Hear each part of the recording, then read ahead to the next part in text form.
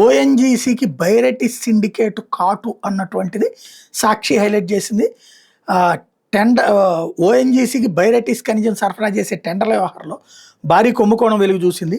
బైరెటిస్ వ్యాపారులు సిండికేట్గా మారి అటు ఓఎన్జీసీకి ఇటు ఆంధ్రప్రదేశ్ ఖనిజాభివృద్ధి సంస్థకి భారీ నష్టం కలిగించేలా టెండర్ దక్కించుకున్నట్టు తేలింది. తద్వారా సుమారు 338 కోట్లను సిండికేట్లు బొక్కేసేందుకు స్కెచ్ చేశారు. 2026-28 సంవత్సరాల కోసం 2,82,000 మెట్రిక్ టన్నులు బైరెటిస్ పౌడర్ సరఫరా చేసేందుకు ఓఎన్జీసీకి పిలిచిన టెండర్లో ఈ వ్యవహారం చోటు చేసుకుంది. ఈ టెండర్ విలువ 338 కోట్లు. గత టెండర్లో మెట్రిక్ టన్నుకి 8,933 ఉన్న ధరను తాజా టెండర్లో ఒక్కసారిగా 11,990కి పెంచేసి ప్రభుత్వ సొమ్మును కొలగొట్టడానికి పక్కా స్కెచ్ చేశారు. ప్రభుత్వ రంగ సంస్థ ఏపీఎండీసీని కావాలని పక్కన పెట్టి ప్రైవేట్ కంపెనీలకు కోర్టు దోచిపెట్టేలా ఈ వ్యవహారం నడిచింది. టెండర్లో పాల్గొనేందుకు కంపెనీలు దాఖలు చేసే బెడ్ల విలువ సాధారణంగా 100 వేలలో ఉంటుంది.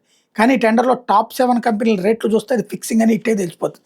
L1గా నిలిచినటువంటి సుహృత మినరల్స్ కోట్ చేసినటువంటి రేటు 399,99,68,897. L2గా నిలిచినటువంటి గౌసియా మినరల్స్ కంపెనీ కోట్ చేసిన రేటు 3,39,99,68,897 ఉంది. ఈ రెండు కంపెనీలు వేసిన కోట్ మధ్య తేడా కేవలం 20 పైసలు మాత్రమే. అలాగే L3గా నిలిచిన అరుణై ప్రొడక్ట్స్ కోట్ చేసిన రేటుకి ఈ రెండు కంపెనీలకు మధ్య తేడా కేవలం ₹1.5 లోపే.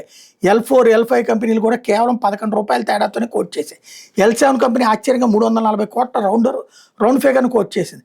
ఎంకెల్ చూస్తున్న కంపెనీలన్నీ సిండికేట్ అయ్యి ఎవరికి ఏ ఆర్డర్ రావాలో ముందుగానే ఫిక్స్ చేసుకుని టెండర్ చేసినట్టు స్పష్టమవుతుంది.